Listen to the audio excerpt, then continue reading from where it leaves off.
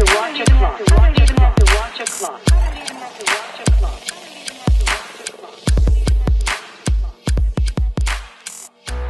Hello, welcome to the Bold Moves podcast. I am the host, Mandie Brice, and I am super excited to share another amazing interview with you today.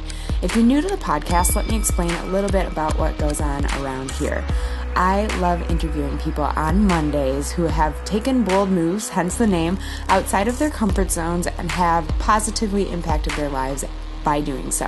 And usually they end up impacting a lot of other people's lives as well. This week is no exception. I chatted with Kate Galliett, who has moved across the country, left a successful business in order to start completely from scratch on a new one, and fell in love with nature in Utah, or fell even more in love with nature, I should say. Anyway, I think you'll really love to hear her story, so I am going to, without further ado, let you do exactly that. All right, here is Kate Galliett. Hello, everyone. Welcome to the Bold Moves podcast. I am chatting today with Kate Galliett, who is in the mountains of Utah in her home fitness studio. I'm super excited to have you here. Welcome, Kate. Thank you so much. I'm really excited to have a conversation with you today. My pleasure. So obviously you know that the show is called Bold Moves and you've listened to some yourself. You've obviously taken some risks, made some bold moves in your life, or you wouldn't be a guest. Can you tell me a little bit about your story and some of the risks you've taken? Yeah, absolutely. And that's part of what really excited me about what you're doing with your show, because I made all these choices and took all this action in my life, but hadn't really thought of how to share that with people. And human stories and sharing and connecting is such a, I think, integral part of each of our own journeys, and just seeing how somebody else does it. And I was always like, I would love to share this with somebody someday, and maybe somebody else could find some motivation, because for sure, when I was making these bold moves for myself, it felt very lonely, and it felt very like, what am I doing? Like I'm making a huge mistake. So to back up 4.5-ish years at this point, I was running a very successful gym in the Chicagoland area. My reputation was very well known. My client base was phenomenal. They were incredible human beings. I had a lovely house that I rented the upper apartment out of. I loved the neighborhood that I was in. And everything felt pretty easy and not fun. I started to feel just something was missing, and I didn't know what it was yet, but I had ended a relationship a year or so prior. I was kind of just running my business by myself, and I saw my clients every week, and I enjoyed kind of where I went by myself. I had fun by myself, but it just started to feel unfulfilling, and something was missing. And in speaking with a friend, just kind of shooting the breeze, like conversations tend to be, he asked a really pointed question. He was like, why do you stay then? Why are you still there? And I was like, well, the business and the house, and I know where everything is. And you know how it is. You have your coffee shop, you have your restaurant where you know the waiter, you have the streets you take, you have the time of day where traffic's not bad, you have the little things that make it home, right? Comfortable, yeah. Revenue was great. Everything was easy, right? Why should I get up? And so I gave him all these reasons. And he's like, okay, so those are not super valid when it comes to talking about, which is like, no, you have to feel fulfilled. All of those things just come with you executing on what you're good at and figuring out how to live wherever you're going to live. But like, what is fulfilling you? What's keeping you there that's fulfilling you? And I was like, And over the course of one conversation, we worked through all the possibilities of keeping the gym and traveling or doing something else. And I had just launched an online movement program so people around the world could buy it, and I could work from anywhere in the world. In the course of 30 minutes of working through that, I kind of got quiet at the end of the call and was like, oh, so I guess I'm going to move out of Chicagoland. Where am I going to go? And he's like, I have no idea. That's for you to figure out. So that felt very freeing, and also very, like, for the first time in several years, like that pull. You know, that pull of that thing where you're like, yep, that's resonant. That's in tune. That's the thing I'm supposed to do.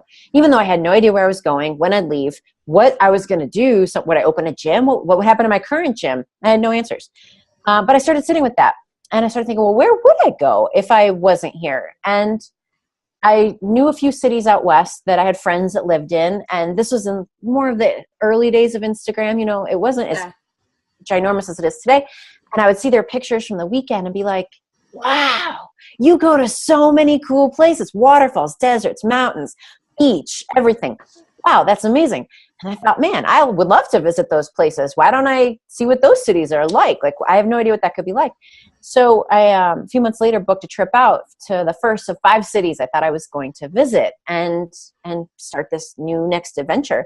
And the first one was Salt Lake City, Utah, where I had the friend who had this conversation with me and one other friend. And the 5 or 6 days that I spent here in Salt Lake City, Utah was like so homey in a way I'd never felt before in Chicago that I was instantly sold. I said, oh, this is where I'm supposed to live. I don't even need to go anywhere else. I know I'm supposed to come here. Wow. Knowing full well, I wanted to find maybe a man to date and have a great partnership with. I wanted to have work go certain ways. Of course, no one wants work stress. I wanted work to be good. I wanted to make friends. I wanted to have a great social circle, all these things I didn't really feel socially and human connection-wise in Chicago. But I thought, even if I don't get any of that, the way I feel in the mountains is enough.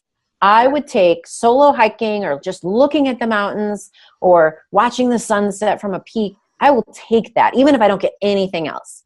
Yeah. And so I came back home and within 6 months had packed everything up, had closed the gym, and had moved off to Salt Lake City, Utah. Arrived here knowing 2 people, knowing nothing about how to be outdoors other than just little hikes, didn't know anything about climbing or mountaineering or anything. With no friends, no idea about how to get around the city, no clue about what my business was going to look like other than it's going to be all online, which means figuring the whole thing out all over again.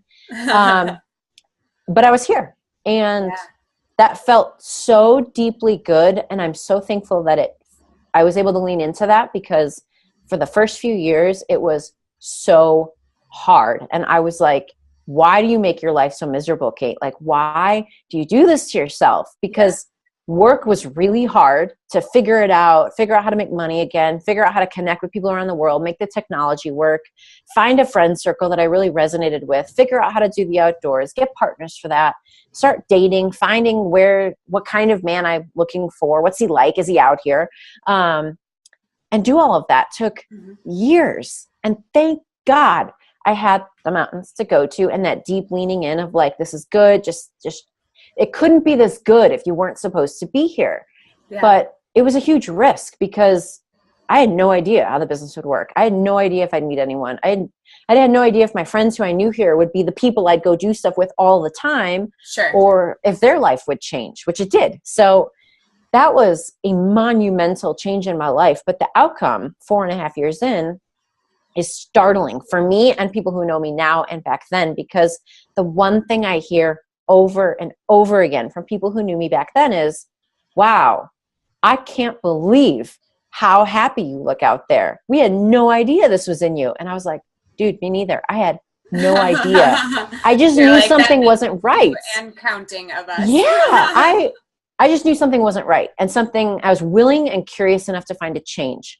And then willing to just stick it out. Because I'd done other harder things in my life that sucked and that were painful. And I was like, what's one more hard, painful thing, I guess? And slowly but surely, I started to find it and find my way. But I can't believe how authentically right it feels compared to everything I've done prior to like the last few years of my life. That's incredible. And I appreciate you sharing this and so much of that, because I think like part of the reason behind my podcast, how you mentioned we hear other people's stories and think, oh, maybe I can't do that or whatever, is that I think when you hear so many people and such a wide variety of people who have done it and do have an amazing, life change or result from it like you have, I think the more you hear that other people can do it, like, not to be rude, but you're not special. You are, but like, you're not the only person in the world who can change their life. You're the only person in the world who can do exactly what you did and the way you did it. But like, anybody can make these things happen. And it's so refreshing to hear that. I'm curious, what kind of inklings were you feeling when you were in Chicago about how, like, what felt off to you? Like, how did you identify that? Because I think so many people are probably coasting through and don't even realize the potential happiness that they could have if they just kind of looked at, and not necessarily made a huge change, but even little tweaks in their lives that they could make to make it better. So what were some clues to you that a change needed to occur? That's a great question. One of the first ones that was easily apparent to me was, I work in a profession that's service industry. So I coach clients one-on-one in our gym, or I would teach a class. And that, and the times where I'd be out to dinner by myself or out to a cafe by myself, or even if I was with a couple clients out for dinner, the only people I was hanging out with were my clients. And they're awesome. I loved them. They were just amazing human beings. Right. They were the only people I was connecting with. And I was like, at that point was barely 30. Like, where's my social circle? And maybe it's the Friends effect. You see these TV shows where 6 friends have been together. Yeah. But I was like, shouldn't I have like friends around here? And I would keep in touch with college friends, and you'd call and hang out here and there. But like day to day, I didn't have that pulse of friendship and connection other than when I was at work. And work was a problem for me, and that if I was bored, I would just work more. Instead of going to find something to feel fulfilled with, I'd be like, well, there's always more work to do. I'll just do more work. Yeah. And that was starting to become apparent to me as I was waking up to the notion of human connection, that I wasn't really doing myself any favors staying in a situation where I wasn't finding other human connection besides work friends, colleagues, and clients, and that needed to change. And then the second part of that, which was much more subtle, was how moved I would be by these daily walks I would go out and take. I really lived in this great, beautiful little neighborhood, and you could take a little walk to a park or to kind of some farmland or to the golf course in winter and go walk it because no one was out there. And I'd go watch the sunset, or I'd go out at 10 o'clock at night and watch the stars. And I was so moved by that and so like inspired, really, truly full of spirit from that. I was like, how can I get more of that in my life? Like, how can I do it where I don't have to do it alone forever? 2, can I have it in a way that isn't so like, yeah, your neighborhood's great. You can go out, you'll take what you can get. You walk on the golf course, right. You walk on the farmland. But like, there's people out there having adventure. I see it on the internet. Like, social media is what it is, but you can see it and go, wait a minute, that person's out doing that. I want to do that. What's it take for me to do that? Mm-hmm. And then truly just leaning into I always say, like, I'm a smart person. We're all smart people, but I'm almost too dumb for my own good sometimes, because I'm like, let's go. And I'm like, I won't worry about 10 steps down the path. I'll just be like, well, I mean, like, truly, I've been through hard stuff already. I'll figure it out, or I won't. And it'll be the end of this story. And that's the way your life is supposed to go. Yeah. So, okay, let's keep going. But had I like thought it through maybe a bit better and been more of a planner in that realm, or maybe not done it so quickly, or maybe done it a little differently, but I'm happy it went the way it went, because that's part of how the whole story unfolds, right? Yeah, I love that. Yeah.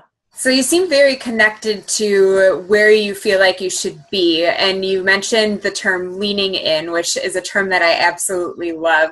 I'm curious if you know what your purpose is, and if so, how you would describe it. And if not, that's fine, because I know that that's a dynamic thing and a deep question, but I'm just curious. Thank you for asking that, because I feel like I've known since I was 3 or 4 that I'm on this planet to help people. When I was a kid, little tiny kid, I thought doctor, because that's all you know. You're like doctor, right. Fireman, lawyer, pilot. Sure.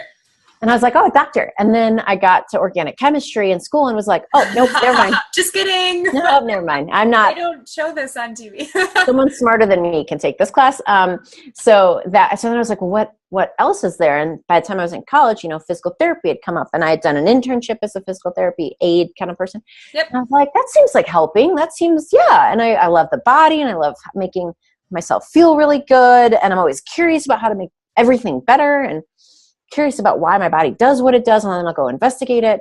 So I was kind of working my way down the physical therapy path. And then the year that I got to do the physical therapy aid stuff, I also got to intern as a trainer at a gym, that big gym that opened up in town.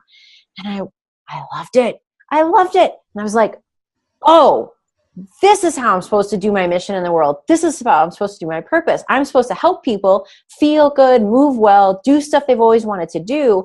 And over the 17 years almost that my career has progressed, I really have crystallized around like, I'm here to be the catalyst that gets someone to radically alter what they believe their life can be about. That it's getting old doesn't have to mean aches and pains. Being 50 doesn't mean you can't move to a new city and pick up rock climbing. Being 25 and all your friends did this one thing doesn't mean you can't do this other thing. Losing 100 pounds, gaining 50 pounds of muscle. I am really motivated and inspired to help other people create radical change through their body and through figuring out how to feel and move their best. I love that so much. And I'm so glad you said what you said about the whole concept of like, you don't have to feel bad as you age. Because it's so funny. I actually married a physical therapist. Oh, cool. And it's fantastic because I work out a lot, like 6-7 days a week generally. And there have been so many times over the like 9 years that we've been together where I've just done something a little wrong or like poor form or I wore heels too long and then my calves got really tight, which somehow made my back in a rough place where I've been like, okay, Tommy, that's my husband's name. This hurts. What do I do? And he's like, well, it's probably because this gives me some stretches, maybe a little manual therapy, and sends me on my way. And I can't help but think how many times if I didn't have him that I would be like, well, I'm 36. I'm deadlifting 150 pounds. Like, maybe I just shouldn't do that anymore. Like, maybe our society says so much like, oh, yeah, you can't do that now that you're getting older. And it's like, well, why not? Like, there's people like Tony Horton who's like 55 or something, or like Jack LaLanne. Elaine LaLanne. I saw her a couple years ago at that's amazing. Yeah. Idea World, and she was doing push-ups. Like, she's in her 90s. Why not? Well, that's the thing. That's what I always say. If people have been told it's normal to feel crummy as they get older, they've been lied to because, and not that people are out to be like mean lying, like let's it's not vindictive. It's just it's old information. It's not useful, helpful information. And the fact is your cells are turning over every day till the day you die. You can build new neuron pathways and connections every day till the day you die. One of the main reasons adults start getting aches and pains or little tweaks or whatever is that, one, people told them it's normal. So when it happens, they don't seek attention and care and treatment. Two, we stop doing the very things that tell our cells how we want them to regenerate so that they stay strong, mobile, functional, capable, all the things that joints and cells and tissues have to be able to do. So like a language, if you stop practicing Latin or Spanish after high school, you'll lose your capacity to speak it.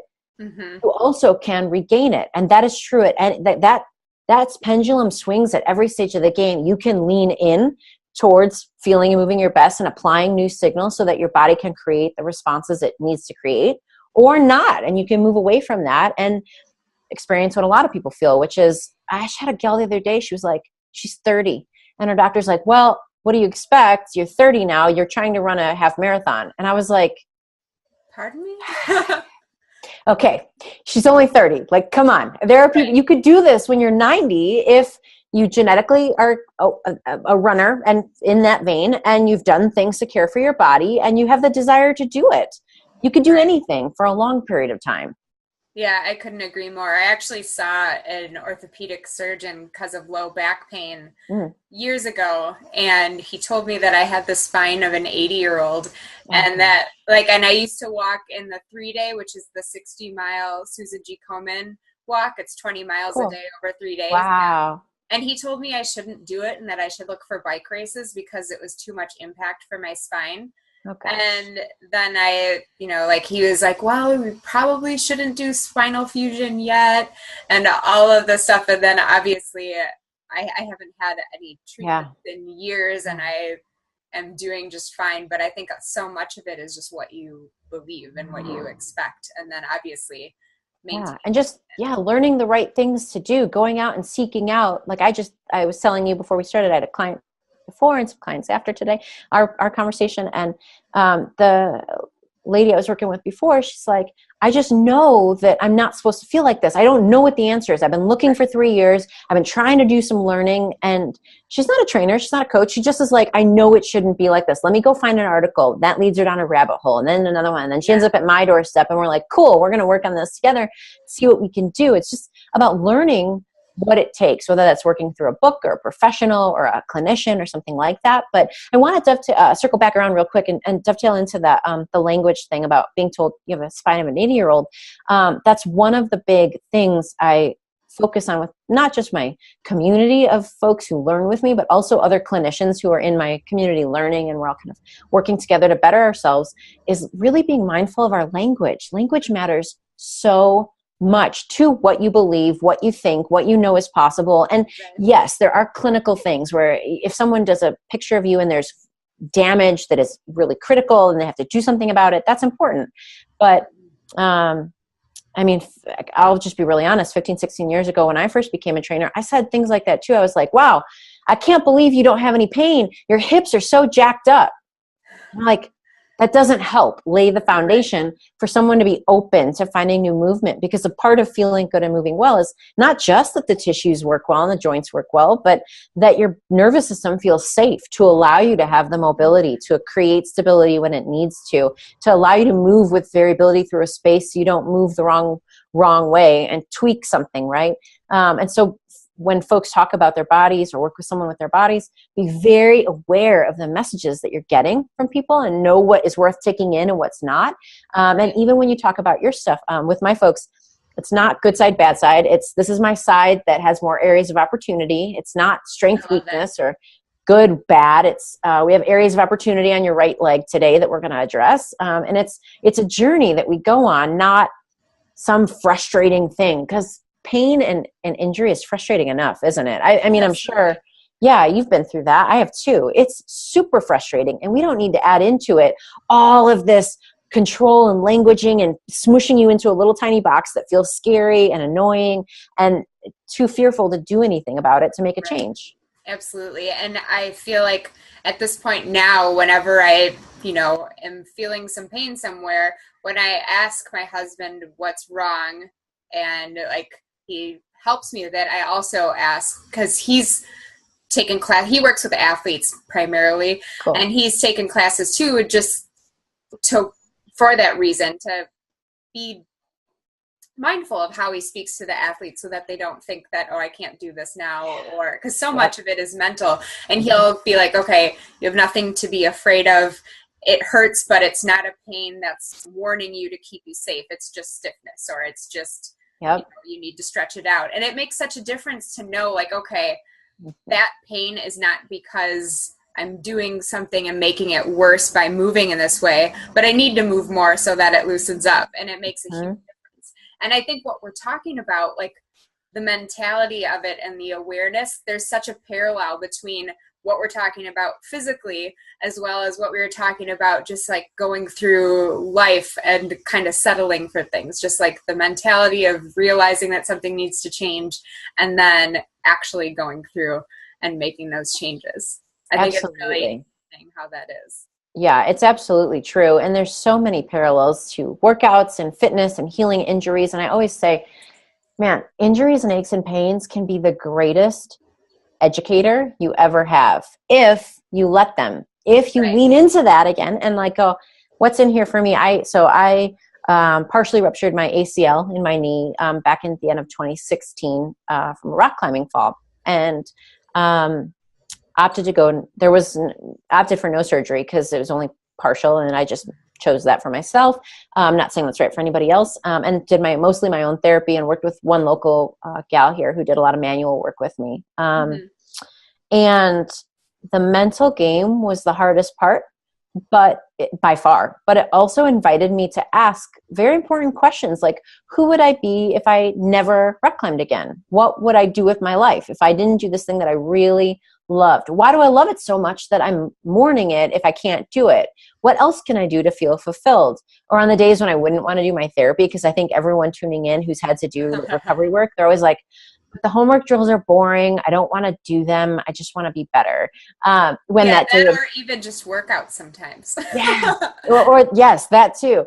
like asking those questions of like, what is in here for me? Why am I avoiding this? Like, I try to see everything as a chance to learn something, not in a weird way, just in a like, I'm always curious kind of way. And when I notice I'm getting resistant to something, or I'm getting snarky on myself or cranky or like just blah, I'm like, okay, what's in here? There's got to be something in here for me, because feeling how I feel right now is not fun.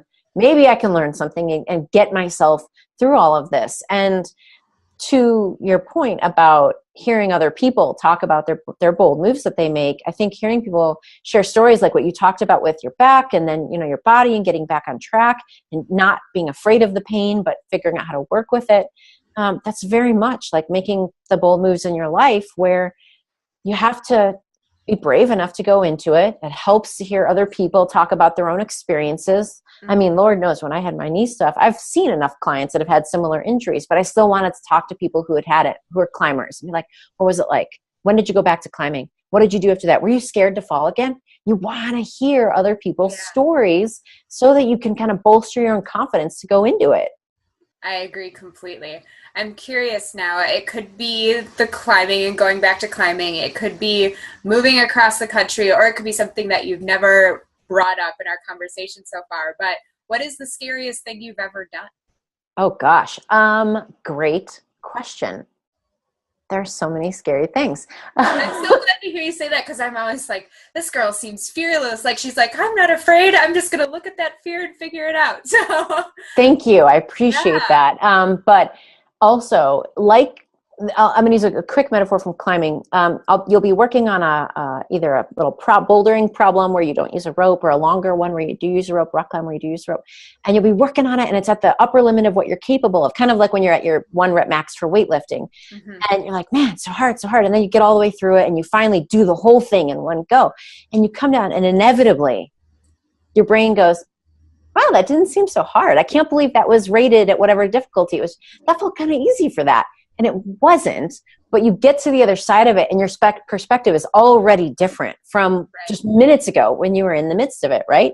And so much of my last 4.5 years of my life has been terrifying, that being on this part of it now, I'm like, it was super scary. But you die? Exactly. But it's like, it's tempered a bit now, because I'm kind of in a season of life where I'm bearing some fruit from the work I've put into it. And I know that seasons will all change again, but I would say taking my entire business online was the scariest thing I ever did, because for those who don't know the difference between brick and mortar in-person businesses and something online, there are some things that carry over, but there is so much in the way you find the people who would like to buy your items, and who like you, and who want to learn from you, and setting up the way to get them the goods that you need to deliver to them, and mailing things to people. But there's so much. And I had it dialed at a brick and mortar. It was easy and effortless to run that business. And on top of the move, I didn't realize how much I was going to have to figure out with running an online business. And I'll be super transparent. There were a few times where I was like, oh, there's the end of the runway. I'm almost out. I have got to figure this out, because I am very close to running out of runway to like make this work. And that's terrifying. And to like do a career where you have to share your lessons and be on a camera and connecting with people. It's not like I'm in a back office doing drop shipping where no one knows who's running the business. You don't have to be in front of people. I had to be horrified at how close I could see myself about to crash and burn, and go, here's a great new article that's really helpful. Here's this really fun thing that I've just made. Hey, check out this new program. I really believe in it. It's terrifying to do that. And I'm not beyond the realization that there may come another day where I go, oh, geez, I fumbled something. And that's how it goes sometimes. You fumble and you make a thing, and you hope you have enough of a safety space before you hit the ground. But sometimes you're like, the ground's coming up pretty close. I got to figure this out. That happens when you're doing anything that matters in life.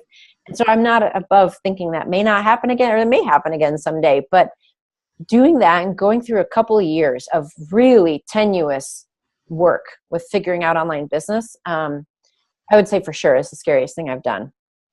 So when you were doing that, how did you push past that fear where instead of like maybe, going back to Chicago, or maybe trying to replicate your Chicago gym in Salt Lake City, or, any other kind of exit plans you could have done? What did you do to really just, all right, there's the fear, there's my goal, I'm getting the goal? I think a more disciplined person would be like, okay, so I set a daily schedule and I did the things every day. But that's not necessarily me. So I, a couple of times did this where I put myself on the line by talking publicly about projects I was going to make, or an article I'd write, or a video series I was going to do, or a program I'd put together, and would be just doing a Facebook Live or doing a talk or in an email, find myself writing about it without having formed the project at all. And not like it was a harebrained idea, just like, I know that's something I want to do someday. I know this would be a helpful tool for people with neck pain or whatever. But saying it and being like, that'll be out probably early summer. And then being like, well, I guess I just put myself on the line for that. Cause I am, my partner says this about me. He's like, your accountability is incredibly admirable. And I appreciate that, because I'm not a lot of things, but I am accountable. If I say I'm going to do something, I'm going to do it. If I say I'm going to be somewhere, if I say I'll adhere to a schedule, even if it's wildly uncomfortable, I will sacrifice myself for that at my own expense sometimes. But I would do that. And then I'd have to do it. I'd have to do work, because I don't know about you or anyone else listening to this, but for me, when I was caught in those super fearful moments, the easier thing to default to was paralysis. Like just a day would go by and I don't know, I would get nothing done. I don't know what I would do, but I would get nothing done. And when I would do this, where I just kind of put myself on the hook publicly and be like, oh God, I guess I have to get that done by June 1st. You're like, oh, early summer's coming. So it's like, it forced me to get going. And then I was able to create, like, this has to get done. Then I got to shoot the videos. I got to do this other thing. And it created a bit of momentum for me. I don't know that that's the right answer for anyone, or if it's the best way I will do it in the future, but it's worked a few times. And it honestly, it almost feels like not me saying it when I do that, because if I were aware I was about to say it, I would stop myself. But there's some part of me that's like, just keep going, kid. You'll be fine. You'll be fine. You'll be fine. And it would come out and I'd be like, oh, okay, I guess I'm going to do that now. And then the next thing would happen, and that would get me back into some momentum to keep going. Okay. I think that's a good tip. And I think like that public accountability and speaking your goals, or, having other people relying on you to complete something really makes sense as some advice that people could use to push past fear. I hope so. Yeah. Situations. Yeah. So I'm curious, speaking of advice, do you have any book recommendations of anything that either you've helped or has helped you, anything in your expertise that could help other people, anything that's great if you hike up a mountain and want to chill at the top and read for fun for a while? Yeah, definitely. I actually have a few I would like to share. Okay. The two books I'd like to recommend are by the same author. And they're about, I never thought I'd read a book like this, but it was, the book, do you have this happen to you? Books find you? Absolutely. Like, right at the right, you're like, oh, yep, that's the book I need to read right now. So this book found me at a really just wonderful time for me to get that book.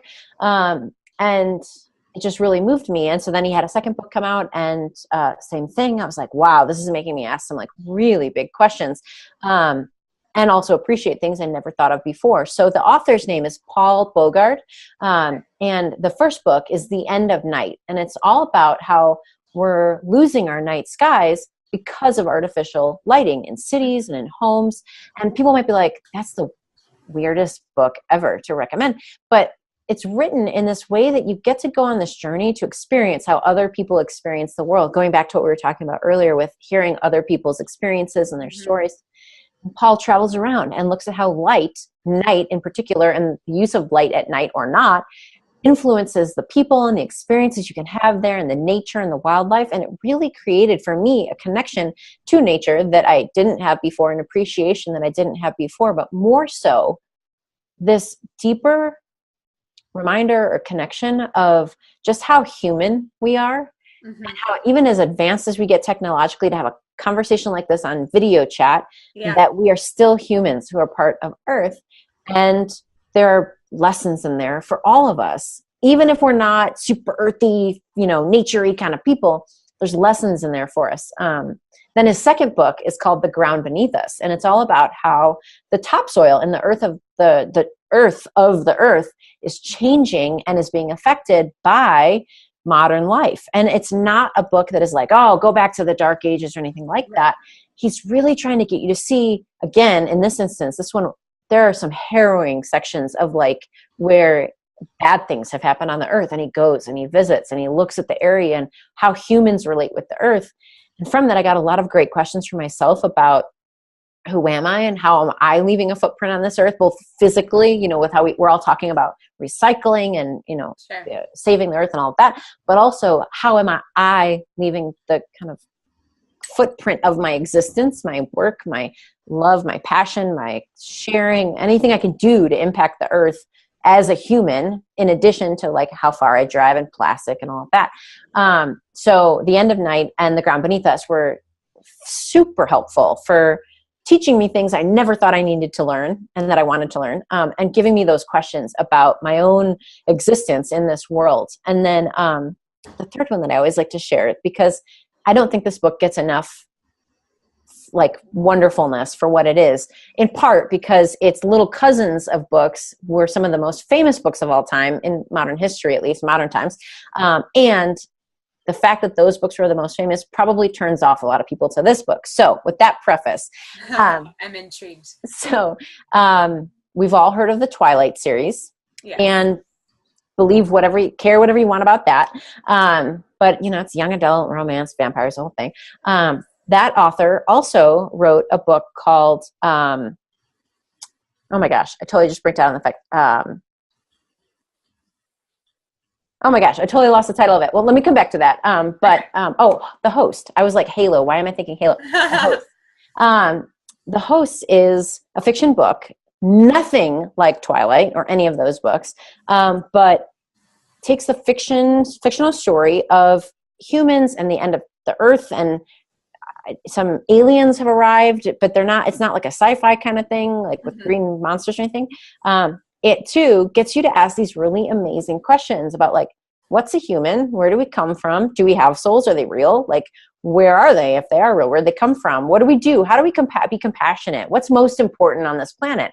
So I guess you could sense a theme in all of those books, but The Host is fantastic and worth someone taking a look at, even if they're like by the same author who did Twilight. Like if you're not into that kind of thing, just set that aside and just give it a shot. And I just love books that get me to ask questions like that. Obviously, I've recommended 3 of them. And so those 3 would be ones I would hope people would check out, and maybe they're off the beaten path a little bit. I like that. I'm really curious as to whether or not somebody else could read them and not even, I'm sure somebody could, but I wonder if the majority of people who would read those books would come away with the same reaction as you, or if that's just your nature more coming into it.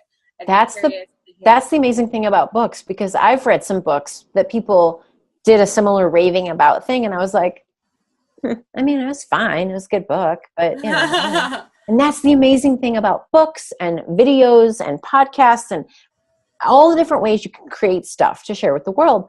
It won't be right for everybody all of the time, which is a tough pill to swallow, because we all want to be great for everybody. But it will be right for a lot of people at the right time in their life. So I would just offer stuff up and go, if it feels like it beckons to you in some way, cool. And if not, do like what I do. I add it to my books, to read list for my books. And then when I go through and I'm like looking, and something will just make me go, it's time. That one sounds good. And you just lean into that and you go, oh yeah, that's a great book. It's perfect for me right now. Yeah, I totally agree. I'm curious because you said that you never imagined reading books like that. And the first 2 that you mentioned were obviously geared toward nature in some way or another, primarily. Mm-hmm. Did you read those before or after your move? Because it seems like you became a lot more into nature after. Yeah, that's a great point to touch upon, because I was always sportsy and kind of out, it's the Midwest. Like, you can be sportsy a couple months. Yeah, pretty much. In between the humidity and the mosquitoes and the freezing cold winter. But it's not the same as like getting deep into nature and going on multi-day things and climbing mountains and the whole thing. But I didn't know that was something I wanted until I got out here. I knew I was like, yeah, I could do stuff, and I thought it was interesting to climb rocks and go hiking, whatever. But I got here and it truly was as if something that has always been a part of me that I had no idea about finally got to come out and be on the surface. And it turns out it's actually most of who I am is being into the outdoors, deeply passionate about outside. And to be fair, like I always would go and watch the sunset in Chicago, but it would be over like a frozen golf course. Right. Take what I can get, right? But so I was always like that. But I got out here and was like, oh my goodness, nature's amazing. Like even if you do a little walk or a multi-day adventure or you go to Yosemite or whatever, there's so much to appreciate right here in the parks and spaces we have in the US, let alone in the rest of the world. Right. I had no idea. So I read those books after I got out here. I actually had been out at a national park and it was in a bookstore, which I would never go to a gift shop in a national park and look at their book. I would never do that. And I happened to wander in there and be like, this book looks interesting. Scooped it up and now it's one of my books I recommend. I love that. Yeah. So on the recommendations tip, I'm curious if you have any other general advice. It could be related to your profession as a fitness expert. It could be entrepreneurship, online business, life, anything you wish you would have learned sooner. What do you have to share with us? Gosh, that is like, we could go on a million tangents. We've covered so much. You're so good at asking really important, valuable questions. So thank you for that. But going back to the reason I'm on this planet, like it really is never too late to help your body feel and move well. I truly believe it is all of our duties to be excellent caretakers of our body. One, it's the only place, it's the old adage, like it's the only place you live, right? But it really is the thing that allows the rest of your life to go certain ways. If you can't get out and walk, you can't go experience certain things. If a common one I get, because I work with a lot of people coming out of pain and trying to get back to normal function in their best life. When you have pain all the time, it's super distracting and you can't meet your full potential. I mean, in the times I've been in pain, I had a shorter temper. I wasn't as happy. I didn't feel as creative. I wasn't as focused on the person I was talking with because there's always that little something in your brain that's like, it hurts, it hurts, it hurts, it hurts, it hurts. Even if you're able to like mostly compartmentalize that. So I think life becomes much more rich and expansive, however that is to you, when your body feels and moves well, which means it's your job to be an excellent caretaker of it. And it's not that hard, but it does take work to go do that. And now has never been a better time to get education and information, because if you don't have someone locally that you want to hire, you can download a book to your Kindle. You can go to the bookstore or the library. You can listen to podcasts ad nauseum and get information. You can watch interviews like this. You can hire someone who doesn't even live in your same city. In fact, one of the folks I worked with today is from Chicago. And I was like, how funny. We never crossed paths in Chicago, but now we do it through the internet. You can find stuff anywhere and really get the information you need. So be a courageous explorer and go out and do that because you're worth it. I love that so much. So if somebody's listening and they are interested in hiring you or checking out your programs, can you tell me a little bit about A, like what you offer, who your clientele generally is, and then B, how people find it? And we'll make sure, of course, all the links are in the show notes as well. But I'd love to hear it for anyone who might be hopefully jogging out in nature while they listen. I love that. Thank you. Absolutely. And isn't it funny with all the places we are on the internet now, you have like 15 links of like where to send people. So I tend to be like, here's the one place to start, and then we'll kind of branch out from there. So first of all, what I've really found my niche in is helping people address the common aches and pains that they don't want to deal with anymore. Once they're, discharged from physical therapy, if that's something they have to do, or the doctor has cleared them for activity, and they can take everything kind of back on their own shoulders again. We work together to heal the joint pain and the tissue aches and the kind of residual chronic stuff that they don't want to deal with anymore, and build function and foundational strength into their body. And from there, we can start layering on strength or power, endurance, or weird adventure stuff, like 4 summits in 2 months and whatever, go on a kayak trip.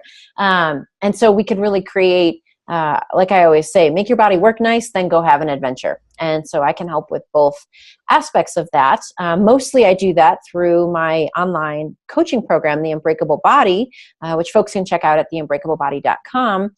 And then in video chat like this. So you're in your house, I'm in mine. And then we work together in a one-on-one setting for those who want to do that. I also really am a big proponent of creating a lot of free materials so people can do that exploration thing as much as possible before they dive into working with somebody one-on-one or in a group setting. And so all of the articles I've ever written, plus all the Instagram videos I've ever made, I try to keep those at fitforreallife.com. So folks can go in and read at forever articles, so many articles, and watch so many videos. And the one thing I would say, the one caveat, because I just checked the blog, how many blog posts were the other day, and it was like 300 or something large. Learn, but then take action. Whether that's with me or anyone else, learn and then go take action. That doesn't mean the learning has to stop. You learn for a bit, you take action. You learn some more, you take action. But don't get caught up in analysis paralysis of just learning, and always sitting on the sidelines. Jump in somewhere, whether it's with me or someone else, and really take the action to be an excellent caretaker of your body. So that's mostly how I spend my days now, is creating free resources and coaching people in my Unbreakable Body coaching program. I love that. And like I said, those links will be available. And I couldn't agree more. As someone who even still gets caught up like hoarding information and just storing it here and not doing anything, it is so important to take action. And we'll actually be chatting about that a little bit after we stop recording. Awesome. Too. Cool. I love that you say that, because I think a lot of people think, oh, it's easy for them to say that. They're action takers. But same. I told you how the day would go by because I'd be too paralyzed to do anything. Same. It is very easy to be, not to mention, you got to be real careful with your boundaries on the internet now, because you get bombarded all day long if you don't monitor how often you're on your social media or have rules for yourself for gathering information and then go put it in action. Implementing, absolutely. Yeah. I love that. All right, so my favorite question I always try to save for last, even though it sometimes ends up with follow-up questions. But if 8-year-old Kate had a crystal ball and you could see everything you've done so far, the whole journey, as well as where you are right now, and then you probably have a reasonable idea of what's kind of coming up, maybe next couple weeks, couple months, God willing. On a scale of 1 to 11, how excited would little Kate be to see current Kate? That's a great question. 8-year-old Kate would be, first of all, super baffled. Because this didn't exist. I love asking that when people have like a profession that didn't exist when they were a kid. Super confused. On the internet, what is that? Yeah, like, how? How? You're going to work not in Chicago, on the internet. Like, because in the old days, I don't know what it's like for kids now, but like you saw fireman, doctor, lawyer, the traditional careers. Right. And you buy a house when you're an adult. That's what adults do. They get married. They have kids. They work a job every day. And to be honest, 8-year-old me was like, they hate it. Adulting looks unattractive. So speaking of that, I wrote an article about a phrase. I don't think I coined it, but in fact, I'm sure I didn't, but I just use it a lot in this article. And it was all about modern adulting and how modern adulting is like, you're 50 and you take up running, and you're 60 and you pick up powerlifting, and you're 42 and you're like, I want to learn to rock climb or do this or dye my hair purple or pierce my nose or whatever. Because like traditional adulting is very like closing in on itself. You get smaller, you shrink, you do less. Modern adulting is like, the world is my oyster. I'm going to own that for as long as I'm here, because I have no idea how long this journey lasts. I'm going to go try stuff, and who cares what other people say? Who cares if they judge it because they're not doing it? I'm not going to worry about that. That's the whole, when I was a kid, I was like, dude, adulting looks like it sucks. I don't want to do that. 100%. I think a lot of kids are like that probably, but so I would be baffled. 8-year-old me would be super baffled. And honestly, I probably would have, if I had known then what I know now, I always confuse those two. I probably would have worried a lot less, because for a long time, I was not sure it was all going to work out. It felt a bit like this is going to work out as long as it works out, but surely sooner or later, I'm going to crash the car off the cliff, roll it down the hill into the desert, set it on fire, be a flame, yeah. crawl away, like this is going to go up in flames at some point because I don't know what I'm doing. And knowing, and maybe that's the beauty of not knowing, right? You go and you take action anyways, but it probably would have helped me worry a bit less that everything would just be okay. Because when I was a kid and people were like, you'll be fine, don't worry. I was like, shut up, you don't know that. That doesn't help assuage my fears, okay? So I was probably worried a lot less, but been super stoked about everything that has shown up. I'm curious. I knew that sometimes, like I said, I try to make that my last planned question. There's always follow-up questions, and I already have 2.